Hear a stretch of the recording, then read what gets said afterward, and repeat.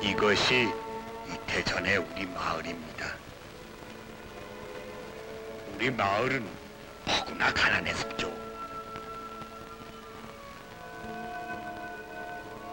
오랜 가난에 시달려온 우리 마을 사람들은 해마다 되풀이되는 가난이 그저 타고난 팔자이려니만 생각하고 막연한 하루하루를 보내왔습니다.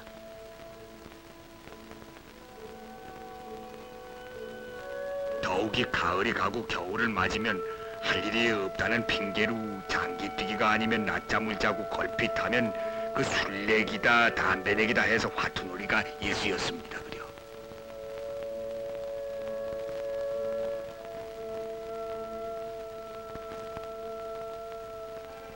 화투놀이 끝에는 항상 술집이 떠들썩했고 한 해 양식도 못 되는 쌀에서 술값을 마련하고 노름돈을 마련하자니 자연 가정불화가 잦을 수밖에요. 그뿐이겠습니까? 여러 사람을 결단낸 도박은 해마다 늘어갔습니다. 그러나 이런 마을의 실정을 걱정하는 사람은 이장님과 농촌지도소장님 그리고 상철이라는 젊은이뿐이었습니다. 매일같이 노름판을 찾아다니면서 만류해봤으나 소교의 경일기였습니다. 심지어 그 김서방이란 자는 화를 벌컥 내면서 하는 말이 아니 여보, 왜 남의 살림살이까지 간섭하러 드는 거요? 아 봄부터 가을까지 죽두르기 일을 해왔었구만이지. 벽을 안 치시면 어떻소? 아우 어떡할 말이오? 나온 이렇게까지 말하는 것이 아니겠습니까? 이러던 어느 날 밤이었습니다. 착실한 젊은이 상철이는 노름판에 가는 윤호를 만났습니다. 그러지 말고 일을 해야 할 거 아니야. 이봐 윤호, 정신 좀 차리게. 아니 뭐라고? 내가 뭘 하든 왜 참견이야? 건방지게. 이봐 윤호, 윤호.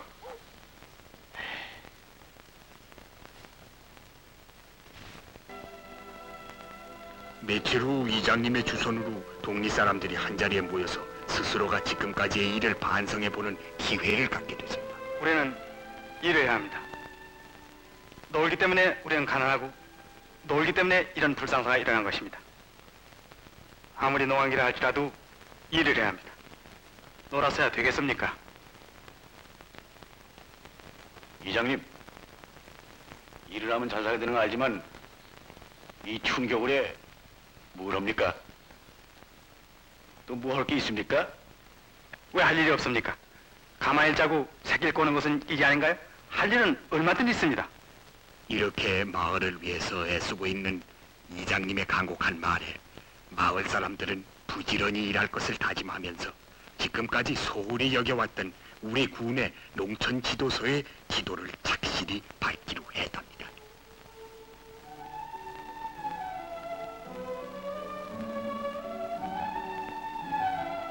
다음 날 아침 이장님을 비롯한 우리들 몇몇 사람은 군 농촌 지도소를 찾아갔습니다. 뜻밖의 우리를 맞은 지도소 소장님 이하 직원들은 참 반가이 맞아주더군요. 이장님으로부터 이곳에 찾아온 사연을 듣고 난 소장님은 영농 방법의 개선으로 인한 농번기와 농한기의 노력 조절과 그 농가 부업을 설명하는 가운데 우리 농촌이 가난한 원인은 농토도 협소하지만은 영농의 불합리와 게으름에서 오는 것이라고 말을 하면서 다음과 같은 그림을 설명해 주었습니다. 이것은 농업의 나라 덴마크의 농민과 우리 농민이 1년 동안 일한 그림표입니다. 덴마크에서는 1년을 통해서 무대기로 노는 날이 없을 뿐만 아니라 계절적으로 극심하게 바쁜 때도 없이 꾸준히 일을 해서 농한기에도 많은 수입을 얻고 있는 것입니다. 그러나 우리나라의 농민은 1년 중 6월, 7월, 10월엔 극심한 노동을 하는 반면 12월, 1월, 2월엔 그저 놀고 먹는 현상입니다. 놀고도 잘 살 수만 있다면 다행이지만 일거리가 없으면 자연 노름을 하거나 술집에 드나드는 횟수가 잦아져서 더욱 가난하게 되는 것입니다. 그러므로 우리는 이 한가한 농한기를 이용할 수 있는 부업을 갖지 않으면 안 됩니다. 이렇게 말한 소장님은 부업의 종류를 열거하면서 우리가 일을 하겠다면은 기술적인 문제에 대해서는 적극 도와줄 터이니 우선 간단한 부업을 가져보라고 권유하는 것이었습니다.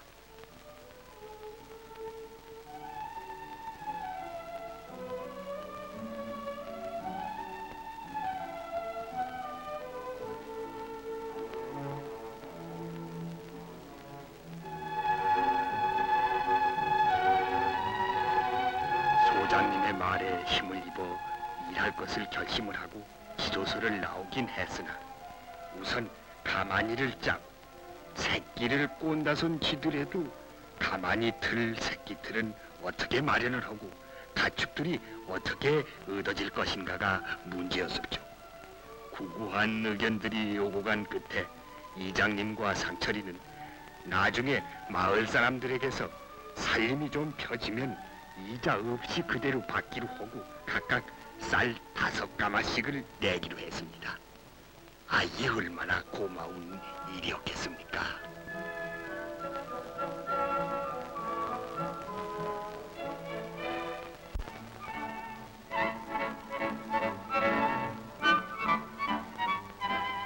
다음 날 아침이었습니다.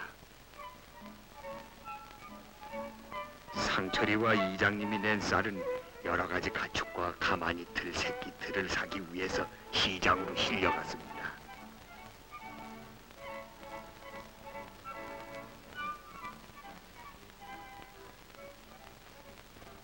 이것을 바라보는 마을 사람들의 기쁨은 말할 수가 없었죠.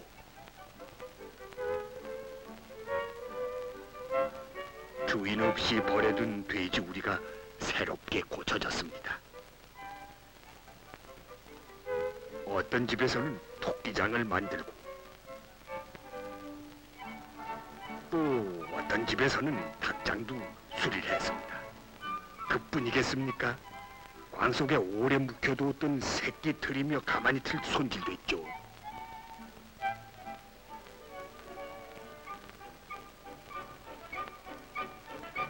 시장에 나갔던 상철이와 이장이 돌아왔습니다. 이를 맞는 동리 사람들의 기쁨은 말할 수가 없었습니다. 그려 동리 아이는 뛰어다니면서 이 소식을 알리기에 바빴습니다.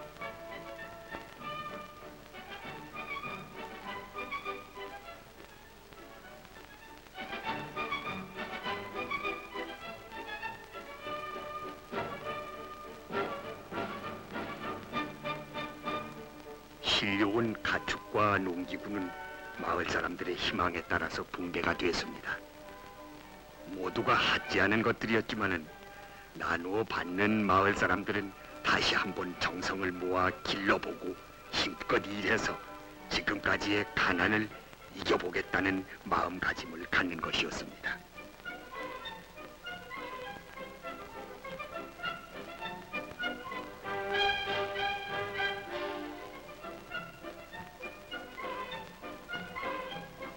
새로 지은 축사는 새 주인을 맞이했습니다.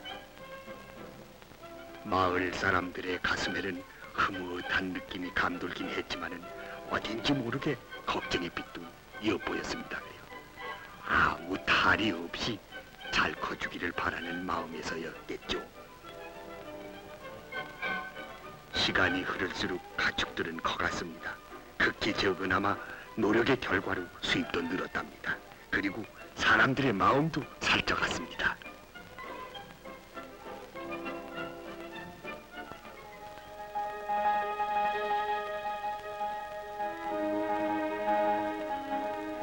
어느덧 한 해가 지났습니다. 지난날의 나태한 모습은 사라져갔습니다. 가축들도 비교적 어려움 없이 자라서 그 수요가 많아져 제법 부업에 구실을 하게 되고 규모는 적지만은 여러 가지 부업이 실제 우리 생활에 직접적인 보탬이 되니 자연 명랑해질 수밖에요.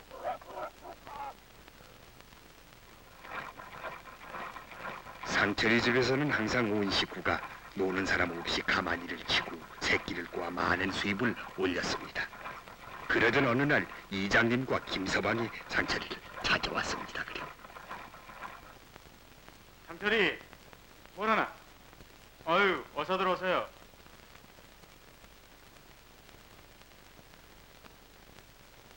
엔스레질 만들었군. 네. 김생원네 돼 새끼들 잘 크나요? 아무렴 잘 크고 말고. 몇 마리죠? 6마리인데 3마리 벌써 팔리고 한 마리는 춘병에 기르기로 했어. 그 나머지 또 내가 기르고. 단단히 수지가 마셨는데? 아 이게 모두 이장님하고 상처의 덕택이지 뭡니까? 아 참. 여보게. 그 1년 전 돼지값이야. 동원은 그냥 드시고 돼 새끼를 한 마리 주세요. 잘 됐군. 그래 그래.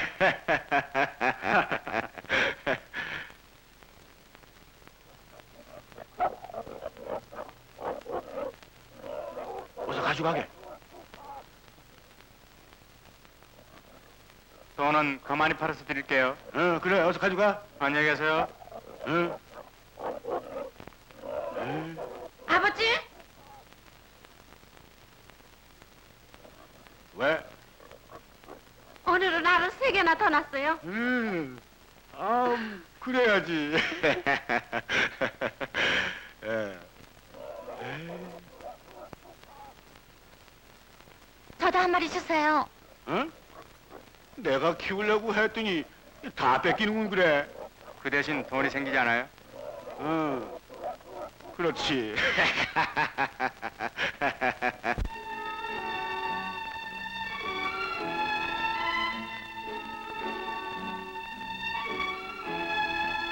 일찍이 추수를 마친 우리 마을에 또 조용한 겨울이 찾아왔습니다. 그저 발작 타령만 하던 마을 사람들의 살림은 늘어나 자녀들의 진학률도 부쩍 높아졌습니다.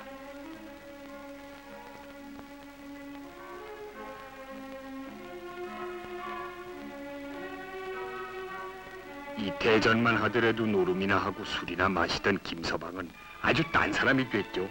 올해도 마을 사람들과 앞을 다투어 가만히를 쳐서 많은 수입을 올렸습니다. 간혹 그 지난날의 얘기를 꺼낼라 치면 제발 그 말만은 말아달라고 애원이랍니다요.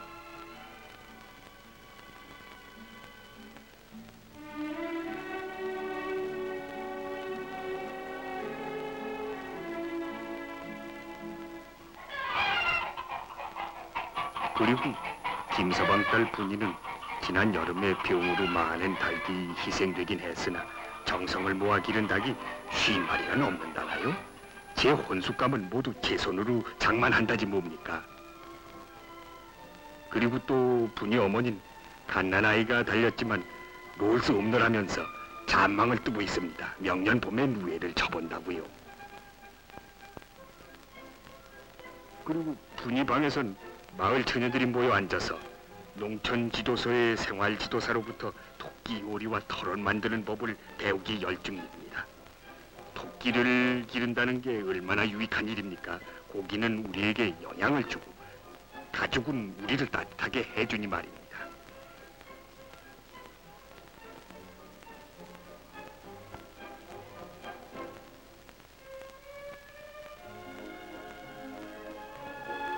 이장님은 동일로 분주한 틈을 타서 절간 고구마를 만들고 있습니다. 가을에 거둔 고구마를 저장해 두었다가 이것을 썰어 말려 팔면 그 수입이 대단하답니다. 그래요. 고구마는 뭐 주정의 원료로 쓰인다나요? 그리고 9살 난 이장님 딸은 제 손으로 10마리의 토끼를 길러 학용품 하나하나를 제가 샀쓴다고요. 기특한 일이죠. 그리고 상철이는 벼조기 재배 뒷구루에 택사를 갖고 많은 수확을 거뒀답니다. 뭐라고 있어? 아유, 어서 와, 보니.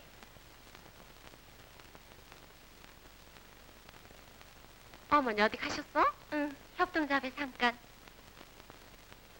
이거 토끼고기야. 요리를 했길래 가져왔어. 그래? 우리도 어제 해 먹었는걸. 고마워, 보니. 어머나. 아유, 참 이쁜데. 택사가 벌써 다 말랐어? 다 말랐어. 조금만 머리를 쓰면 이렇게 생각지도 않은 수입을 얻을 수 있는 거야. 우리 아버지도 내년부턴 심어보시겠대. 그럼 분이 헌숙감이 하나 더 늘겠는걸. 몰라. 부업이 활발해지고 부지런히 일한 보람으로 수입이 늘어 동리 사람들의 구매력도 차차 커갔습니다. 우리 마을 협동조합 구판장은 더 분주해졌죠. 집에서 해온 물건들이 농기구 또는 생활 필수품과 교환이 되고 또 현금과 바뀔 때마다 마을 사람들은 또 다른 삶의 설계를 그렸습니다. 이태전만 하더라도 어디 이랬습니까? 하지 않은 성냥 한 가구를 살려 해도 그 넉넉지 못한 곡식에 의존하지 않았습니까?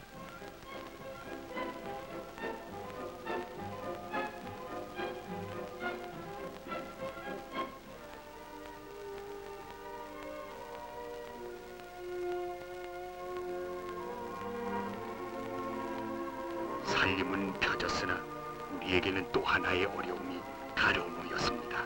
가축의 사료 문제였죠. 사료 문제 해결을 위해서 개간을 해야 한다는 것, 이건 참 절실한 문제입니다.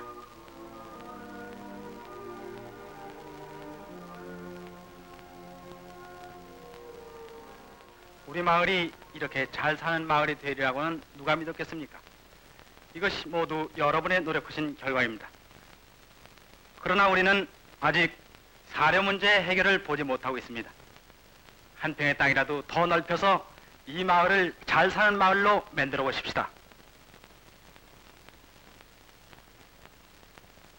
이렇게 말한 이장님의 뒤를 이어 소장님은 이 문제의 해결을 위해서 여러분께서 개간하길 원하신다면 그 기술적인 문제에 대해서는 농촌 지도소에서 적극 도와드리고 또 여러분이 힘에 겨운 일이나 어려운 문제에 부닥쳤을 때에는 농협을 통해서 그 자금을 융자받을 수도 있는 것입니다.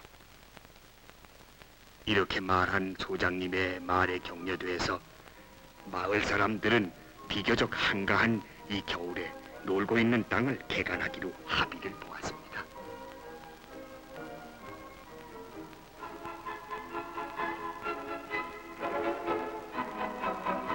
다음 날 아침 일찍부터 집집마다 한 사람 혹은 두 사람씩 나와 개간 작업은 시작됐습니다.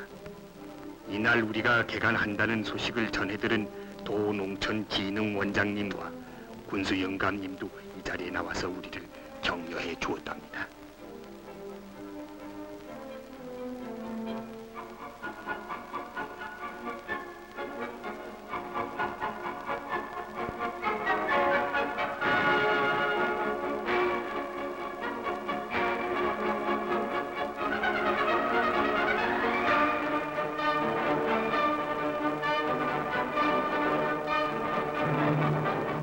개간이 시작된 지 오늘까지 20날이 지났습니다.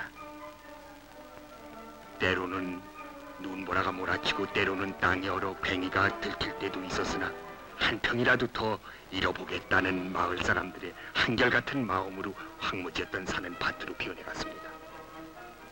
그만 더 돌아갑시다.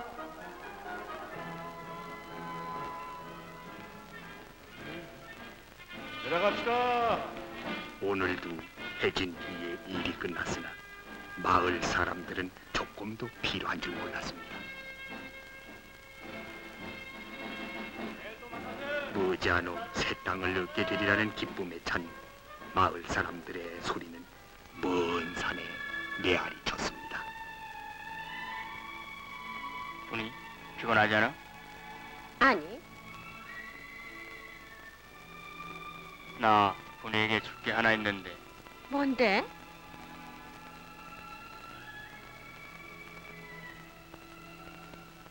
어머나, 시계를? 어제 택사를 팔아서 하나 사왔지. 아이, 어쩌면 나도 상철이에게 뭘 하나 해야 할 텐데 뭘 할까?